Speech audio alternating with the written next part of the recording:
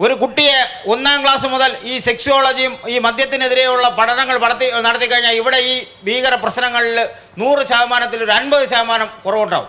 കുട്ടികൾ ഇതിനെതിരെ പ്രതികരിക്കും. കുട്ടികൾ ഇന്ന് നമ്മുടെ സ്കൂളുകളിലാണ് കൂടുതലും കുപ്പികളും ബീറിൻ്റെ കുപ്പികളും മറ്റു കുപ്പികളൊക്കെ കാണുന്നത്.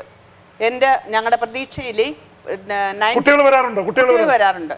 9th പഠിക്കുന്ന ഒരു കുട്ടിയെ കൗൺസിലിങ്ങിന് കൊണ്ടുവന്ന് അവൻ്റെ അമ്മ മലേഷ്യയിൽ നിന്ന് പെട്ടെന്ന് ഓടി വന്ന് ഇവൻ്റെ ഈ നിർഭാഗ്യാവസ്ഥ കണ്ട് പെട്ടെന്ന് അവിടെ കഷ്ടപ്പെട്ട് ഭർത്താവ് മരിച്ചുപോയി. ഒരു മോനുണ്ട്. മോനെ ഇവിടെ അമ്മാമ്മയുടെ അടുത്താക്കിയിട്ട് ഈ അമ്മച്ചി മലേഷ്യയിലാണ്.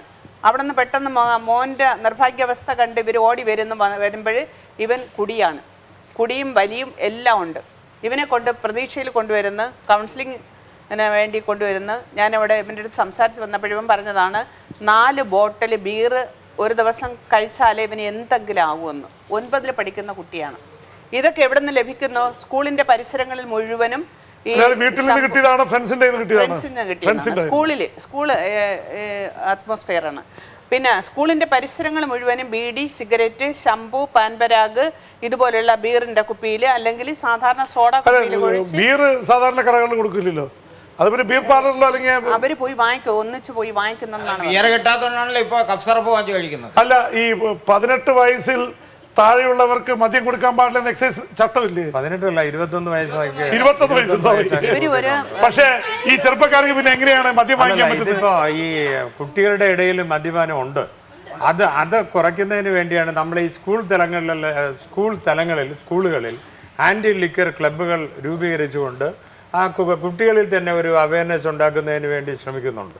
അപ്പോൾ എല്ലാ സന്നദ്ധ സംഘടനകൾക്കും ഇനിയിപ്പോൾ സർക്കാർ പിന്നെ കേരള സ്റ്റേറ്റ് ബിവറേജസ് കോർപ്പറേഷൻ ഒരു 3.5 കോടി രൂപ സർക്കാരിന് പിന്നെ ലിക്കർ അവയർനെസ് പ്രോഗ്രാംസ് നടത്തുന്നതിന് വേണ്ടി നൽകിയിട്ടുണ്ട്. ആ പണം നമ്മൾ ഉപയോഗിക്കുന്നത് ഇതേപോലെ ബോധവൽക്കരണ ക്ലാസ്സുകൾ നടത്തുന്നതിനും അതേപോലെ തന്നെ ഈ NGOs ഉണ്ട്, ഈ സന്നദ്ധ സംഘടനകളുണ്ട്. അവർക്ക് ഈ അഡിക്ഷൻ പ്രോഗ്രാം നടത്തുന്നതിൽ അവരെ സഹായിക്കുക എന്നുള്ള ഒരു പദ്ധതി. ഒറ്റ കാര്യം ചെയ്യട്ടെ, ഇപ്പോൾ സർക്കാർ 7500 കോടി രൂപ ഒരു സൈഡിൽ മദ്യം വിറ്റെടുക്കുന്നു. അതിൽ നിന്ന് 3.5 കോടി എടുത്ത് ഇതിന്റെ മദ്യവിരുദ്ധ പ്രവർത്തനത്തിന് വേണ്ടി കൊടുക്കുന്നു. അത് അങ്ങനെയല്ല. സർക്കാരിന് ഇതിന്റെ സോഷ്യൽ റെസ്പോൺസിബിലിറ്റി ഉണ്ട്. ഒരു സാമൂഹ്യ 7500 കോടി രൂപ ഒരു ഭാഗത്ത് 3.5 കോടി. ആ കണക്ക് തെറ്റാണ്. അത് നിയമസഭയിൽ പറഞ്ഞതനുസരിച്ച് 7500 കോടി കിട്ടുമ്പോഴത്തേക്ക് മൊത്തം കിട്ടുന്ന 21 ആണെങ്കിൽ ചെലവാകുന്ന 26 കഷ്ടനഷ്ടങ്ങൾ വരുന്നത് 26 കോടിയിൽ പുറത്താണ്. കോടിയിൽ പുറത്താണ് ഈ രോഗം മറ്റ് കേസുകൾ നടത്തി. അതെ, അത് യഥാർത്ഥ നഷ്ടമാണ്. ലാഭമായിട്ട് പറഞ്ഞല്ലോ 7500 കോടി രൂപ സർക്കാരിന് ലഭിക്കുന്നുണ്ടെങ്കിൽ 20,000-25,000 കോടി രൂപ ആരോഗ്യ പ്രശ്നത്തിന്റെ പേരിൽ ചെലവാക്കുന്നുണ്ട്. നിരോധനം നമുക്കിവിടെ ഇംപ്ലിമെന്റ് ചെയ്യാം. പക്ഷെ അതിനുള്ള ഒരു ബാക്ക്ഗ്രൗണ്ട് നമുക്കിവിടെ ഉണ്ടാകണം. എന്ന് പറഞ്ഞാൽ ആളുകളുടെ ഭാഗത്തു നിന്നും മദ്യവർജനത്തിലേക്കുള്ള ഒരു ചുവടുമാറ്റം നമ്മൾ കാണും. ഉദയഭാനു കമ്മീഷൻ റിപ്പോർട്ടില് ഈ വളരെ ചെറിയ മദ്യം, ചെറിയെന്ന് വെച്ചിട്ടുണ്ടെങ്കിൽ ദോഷകരമല്ലാത്ത കള്ള് പോലെയുള്ള അത് ശീതളപാനീയായിട്ടും മറ്റൊക്കെ ആയിട്ട് കൺവേർട്ട് ചെയ്ത് കൊടുക്കുന്ന രീതിയിലേക്ക് ടേൺ ചെയ്യണം എന്നുള്ളൊരു ശുപാർശ. അതല്ല, ഉദയഭാനു കമ്മീഷനിൽ പറയുന്നത് ഈ വീര്യം കുറഞ്ഞ കള്ള് പോലുള്ള മദ്യത്തെ പ്രോത്സാഹിപ്പിക്കണം എന്നുള്ളതാണ് ഉദയഭാനു കമ്മീഷൻ റിപ്പോർട്ടിൽ പറയുന്നത്. ഞാൻ പറഞ്ഞത്. പക്ഷെ അത് ചെയ്യാതെ ഏറ്റവും കൂടുതൽ വിൽക്കുന്നത് എന്താണ്? ഇന്ത്യൻ മെയ്ഡ് ഫോറിൻ ലിക്കർ ആണ്. അതാണ് ആളുകൾ ഇഷ്ടപ്പെടുന്നത്. അല്ല സാറേ, നമ്മുടെ ചർച്ചയിൽ വിട്ടുപോയ ഒരു പ്രധാനപ്പെട്ട ഭാഗമുണ്ട്. നമ്മുടെ ചർച്ചയിൽ വിട്ടുപോയ ഒരു പ്രധാനപ്പെട്ട ഭാഗം. നേരത്തെ ഇവിടെ ഉയർന്നു വന്നൊരു കാര്യം ഇച്ഛാശക്തി കൊണ്ട് ഈ ശീലത്തിൽ നിന്ന് മാറാമെന്നാണ്. അങ്ങനെയാണെങ്കിൽ ക്യാൻസറിൽ നിന്ന് മാറാൻ ഇച്ഛാശക്തി മാത്രം എടുത്താൽ മതി. ചികിത്സയ്ക്ക് RCC പോർട്ടല്ലോ. അപ്പോൾ മദ്യപാനം ഒരു രോഗാവസ്ഥയിൽ എത്തുകയാണെങ്കിൽ ആ വ്യക്തിക്ക് ചികിത്സ ആവശ്യമാണ്. സ്ഥിതിഗതികൾ ഇങ്ങനെ ഇരിക്കുക. കേരളത്തിൽ ഒരു കുടിയൻ കുടിക്കുമ്പോൾ അവൻ ഏറ്റവും കൂടുതൽ ചൂഷണം ചെയ്യപ്പെടുന്നു, അവൻ്റെ കുടുംബം ചൂഷണം ചെയ്യപ്പെടുന്നു. ഇനി കുടി നിർത്താൻ വേണ്ടി ഉള്ള മേഖലയിലുള്ള ചൂഷണമെന്ന് പറഞ്ഞാൽ നമ്മളെ ഞെട്ടിപ്പിക്കുന്ന ചൂഷണമാണ്. യോഗ്യതയില്ലാത്ത ആൾക്കാരുള്ള ചികിത്സ, ഭർത്താവ് അറിയാതെ മരുന്ന് കൊടുത്തുകൊണ്ട് ഭക്ഷണ പദാർത്ഥത്തെ കലക്കി കൊടുത്താൽ അയാളുടെ കുടി നിർത്തുമെന്നുള്ള സംഘങ്ങൾ, അതുപോലെ തന്നെ വിവിധ സെൽഫ് ഹെൽപ്പ് ഗ്രൂപ്പുകൾ എന്നുള്ള പേരിലുള്ള ആൾക്കാർ അടിസ്ഥാന യോഗ്യത പോലും ഇല്ലാതെ കൗൺസിലിങ്ങും മദ്യാസക്തിൻ്റെ കുടുംബവുമായിട്ട് ബന്ധപ്പെട്ട് ഉണ്ടാകുന്ന പ്രശ്നങ്ങൾ, ഇങ്ങനെ ആ മേഖലകളിൽ തന്നെ ഒരുപാട്. ഉദാഹരണമായിട്ട് മദ്യപാനം നിർത്താന്ന് പറഞ്ഞാൽ അതിലും ഇന്ന് ശക്തമായ തട്ടിപ്പ്. ഉദാഹരണത്തിന് ഞാൻ ഒരു കാര്യം ചൂണ്ടിക്കാണിക്കാം. ആൽക്കഹോളിക്സ് അനോണിമസ് എന്ന് പറഞ്ഞൊരു ഗ്രൂപ്പുണ്ട്. അത് വിദേശ രാജ്യം നമുക്ക് നേരത്തെ Alcoholics Anonymous. അതെ എൻ്റെ സഹോദരൻ പറഞ്ഞു ഇന്നത്തെ ഈ ചുതിയുടെ ഒക്കെ കാര്യം എല്ലാം വിദേശത്തു നിന്നുള്ള കൾച്ചർ നമ്മൾ കടമെടുത്തതാണ്. അപ്പോൾ വിദേശ മദ്യത്തിന് പരിഹാരം വിദേശത്തുണ്ടായ അമേരിക്കയിലുണ്ടായ ആൽക്കഹോളിക്സ് അനോണിമസ് ആണെന്നൊരു വമ്പിച്ച പ്രചാരണം ഇപ്പോൾ ഇവിടെ നടപ്പുണ്ട്. അപ്പോൾ അതിൻ്റെ ഭാഗമായിട്ട് കൂടി നിർത്തിയ 3 മാസവും 4 മാസവും കൂടി നിർത്തിയിരിക്കുന്ന ആൽക്കഹോളിക്സ് അനോണിമസിലെ അംഗം, അത് ചിലപ്പോൾ പിന്നെ ഒരു കൂലിപ്പണിക്കാരനായിരിക്കാം, ഓട്ടോറിക്ഷ ഡ്രൈവറായിരിക്കാം, XOR അയാൾ ഇറങ്ങിയിട്ട് ഒരു പുതിയ ആളിനെയും അയാളുടെ കുടുംബത്തിലും പോയി കൗൺസിലിങ്ങും മറ്റു കാര്യങ്ങളും അങ്ങ് ചെയ്യുകയാണ്. ആൽക്കഹോളിസം എന്ന് പറയുന്നത് വളരെ ഗുരുതരമായിട്ടുള്ള രോഗങ്ങൾ അടങ്ങിയിട്ടുള്ള ഒരു സ്റ്റേജിൽ നിൽക്കുന്ന ഒരു മനുഷ്യൻ്റെ അടുത്താണ് ഈ യാതൊരു വിദ്യാഭ്യാസവും ഇല്ലാത്ത ഒരു ആൾ ഇപ്പോൾ പോസ്റ്ററും ബാനറുകളും അടിച്ചു പോകുന്നത്. ഇത്തരത്തിലുള്ള നിയമവിരുദ്ധമായിട്ടുള്ള നടപടികൾക്കെതിരെ നമ്മുടെ രാജ്യത്തെ ആക്ടുകളും നിയമങ്ങളും നിലവിലുണ്ട്. ഉദാഹരണത്തിന് drugs and magic remedies advertisement objection act 1964 act പ്രകാരം ഈ മദ്യപാനം പോലെയുള്ള കാര്യങ്ങൾ മാജിക് റെമഡിയിലൂടെ മാറ്റുമെന്ന് പരസ്യപ്പെടുത്താനോ പത്രങ്ങളോ അല്ലെങ്കിൽ സ്വയം പരസ്യപ്പെടുത്താനോ പാടില്ല. നിയമങ്ങൾ ഇവിടെ ഉണ്ട്. ജനങ്ങൾ അതിനെക്കുറിച്ച് അവെയർ ആവുകയും അത് പ്രാബല്യത്തിൽ വരുത്തി തുടങ്ങുമ്പോൾ ഈ മേഖലയിലുള്ള ചൂഷണത്തിന് ഒരു പരിധിവരെ അത് ഇങ്ങനെയുള്ള കാര്യം ശ്രദ്ധയിൽപ്പെട്ടിട്ടുണ്ടോ? അതെ, ഈ തീർച്ചയായിട്ടും ഈ പറഞ്ഞതുപോലെ ഒരു യോഗ്യതയില്ലാത്ത സന്നദ്ധ സംഘടനകൾ ഈ ട്രീറ്റ്മെൻറ്റുകൾ നടത്തുന്നുണ്ട്.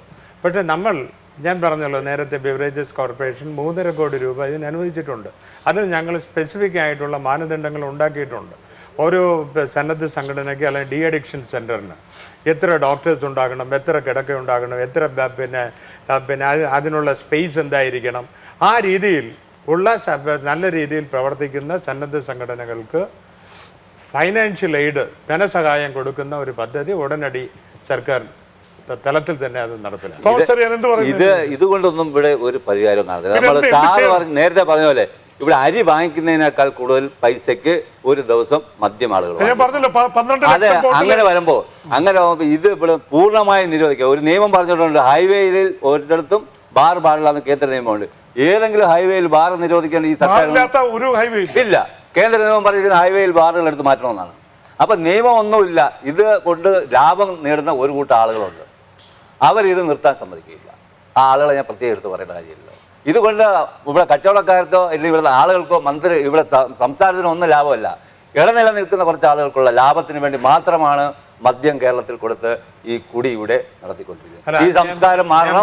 ഇതിന് മുഴുവനായിട്ട് കൂട്ടുനിൽക്കുന്നു. ഇത് കൂട്ടുനിൽക്കാതെ ഇത് രാഷ്ട്രീയക്കാർ ഉൾപ്പെടെ ഉള്ളവർ ഇതിന് കൂട്ടുനിൽക്കുന്നു. ഇത് മുഴുവനായിട്ടും കൂടി ഇവിടെ അവസാനിപ്പിച്ചാൽ മാത്രമേ ഇതിന് ശാശ്വത പരിഹാരമുള്ളൂ.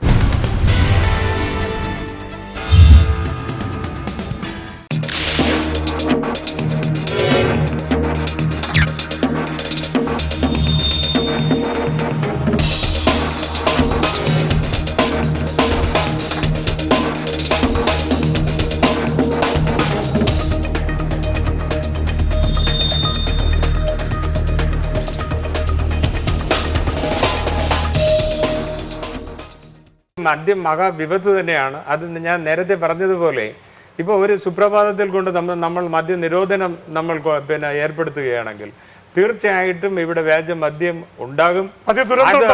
വ്യാജമദ്യം ഉണ്ടാകും. ഗവൺമെന്റ് കഴിവിടല്ലേ സർ? ഗവൺമെന്റ് മാഫിയ സംഘങ്ങൾ ഉണ്ടാകും. നമ്മുടെ ലാ ആൻഡ് ഓർഡർ ഒറ്റ ഉദാഹരണം പറയുള്ളൂ. ഇപ്പൊ ഹെൽമെറ്റ് ഇല്ലാതെ സഞ്ചരിക്കുന്ന ആരെങ്കിലും കേരളത്തിലുണ്ടോ? വളരെ 1% സാറേ, 1% കാണും.